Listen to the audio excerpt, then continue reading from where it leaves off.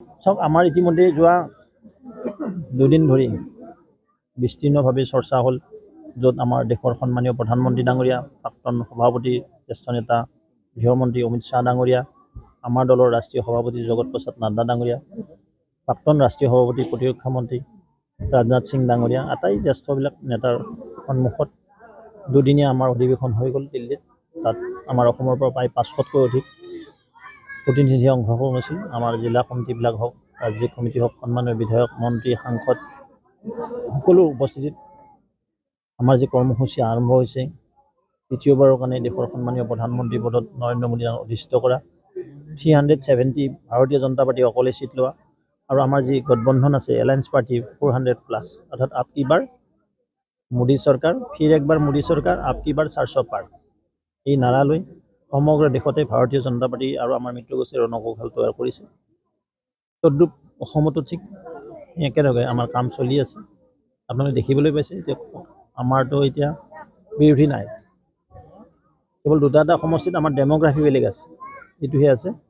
আমি আশা কৰিছোঁ আমাৰ যিটো টাৰ্গেট আছে আমি এচিভ কৰিবলৈ সক্ষম হ'ম। আৰু অসমত মাননীয় মুখ্যমন্ত্ৰী ডক্টৰ হিমন্ত বিশ্ব শৰ্মা ডাঙৰীয়াই ৰাজ্যখনক আজি যিদৰে আগবঢ়াই লৈ গৈছে, সৰ্বদিশতে ব্যাপক সৰ্বাত্মক যি উন্নয়নৰ দিশে ৰাজ্যখন আগবাঢ়ি গৈছে, আজি বিৰোধী পক্ষৰো সন্মানৰ বিধায়কসকলে আপ্লুত হৈছে। আৰু তেওঁলোকে নিজৰ সমষ্টিক ভাল পায়, সমাজখনক ভাল পায়, ৰাজ্যখনক ভাল পায়, আৰু সেইকাৰণে নিৰ্বাচনত অৱতীৰ্ণ হয়।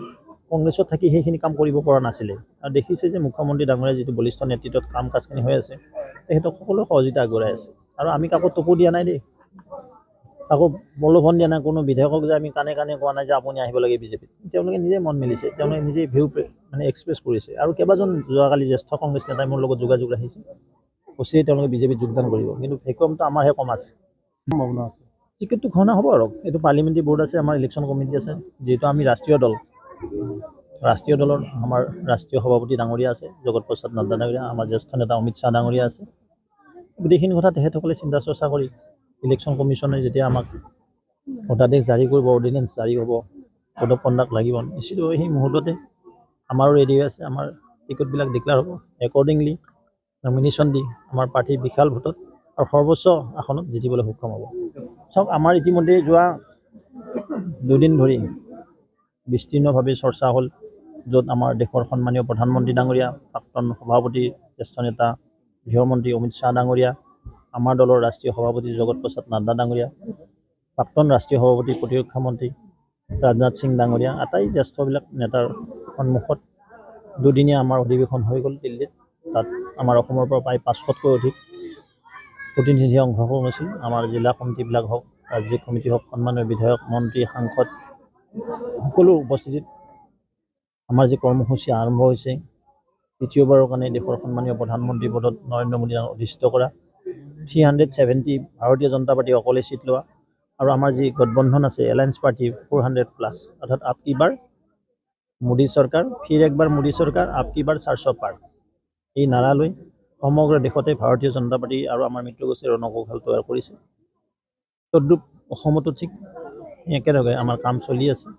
আপোনালোকে দেখিবলৈ পাইছে যে আমাৰতো এতিয়া বিৰোধী নাই, কেৱল দুটা সমষ্টিত আমাৰ ডেম'গ্ৰাফি বেলেগ আছে, এইটোহে আছে। আমি আশা কৰিছোঁ আমাৰ যিটো টাৰ্গেট আছে আমি এচিভ কৰিবলৈ সক্ষম হ'ম। আৰু অসমত মাননীয় মুখ্যমন্ত্ৰী ডক্টৰ হিমন্ত বিশ্ব শৰ্মা ডাঙৰীয়াই ৰাজ্যখনক আজি যিদৰে আগবঢ়াই লৈ গৈছে, সৰ্বদিশতে ব্যাপক সৰ্বাত্মক যি উন্নয়নৰ দিশে ৰাজ্যখন আগবাঢ়ি গৈছে, আজি বিৰোধী পক্ষৰো সন্মানৰ বিধায়কসকলে আপ্লুত হৈছে। আৰু তেওঁলোকে নিজৰ সমষ্টিক ভাল পায়, সমাজখনক ভাল পায়, ৰাজ্যখনক ভাল পায়, আৰু সেইকাৰণে নিৰ্বাচনত অৱতীৰ্ণ হয়। কংগ্ৰেছত থাকি সেইখিনি কাম কৰিব পৰা নাছিলে, আৰু দেখিছে যে মুখ্যমন্ত্ৰী ডাঙৰীয়া যিটো বলিষ্ঠ নেতৃত্বত কাম কাজখিনি হৈ আছে, তেখেতক সকলো সহযোগিতা আগবঢ়াই আছে। আৰু আমি কাকো টকো দিয়া নাই দেই, কাকো প্ৰলোভন দিয়া নাই, কোনো বিধায়কক যে আমি কাণে কাণে কোৱা নাই যে আপুনি আহিব লাগে বিজেপিত। তেওঁলোকে নিজে মন মেলিছে, তেওঁলোকে নিজে ভিউ এক্সপ্ৰেছ কৰিছে। আৰু কেইবাজন যোৱাকালি জ্যেষ্ঠ কংগ্ৰেছ নেতাই মোৰ লগত যোগাযোগ ৰাখিছে, অচিৰেই তেওঁলোকে বিজেপিত যোগদান কৰিব, কিন্তু ভেকুৱামটো আমাৰহে কম আছে। সম্ভাৱনা আছে, টিকেটটো ঘোষণা হ'ব আৰু এইটো পাৰ্লিমেণ্টাৰী বৰ্ড আছে, আমাৰ ইলেকশ্যন কমিটি আছে। যিহেতু আমি ৰাষ্ট্ৰীয় দলৰ আমাৰ ৰাষ্ট্ৰীয় সভাপতি ডাঙৰীয়া আছে জগত প্ৰসাদ নাড্ডা ডাঙৰীয়া, আমাৰ জ্যেষ্ঠ নেতা অমিত শ্বাহ ডাঙৰীয়া আছে। গোটেইখিনি কথা তেখেতসকলে চিন্তা চৰ্চা কৰি ইলেকশ্যন কমিশ্যনে যেতিয়া আমাক ভোটাদেশ জাৰি কৰিব, অৰ্ডিনেঞ্চ জাৰি হ'ব, কোড অফ কণ্ডাক্ট লাগিব, নিশ্চিত সেই মুহূৰ্ততে আমাৰো ৰেডি হৈ আছে। আমাৰ টিকটবিলাক ডিক্লেয়াৰ হ'ব একৰ্ডিংলি, নমিনেশ্যন দি আমাৰ প্ৰাৰ্থী বিশাল ভোটত আৰু সৰ্বোচ্চ আসনত জিকিবলৈ সক্ষম হ'ব।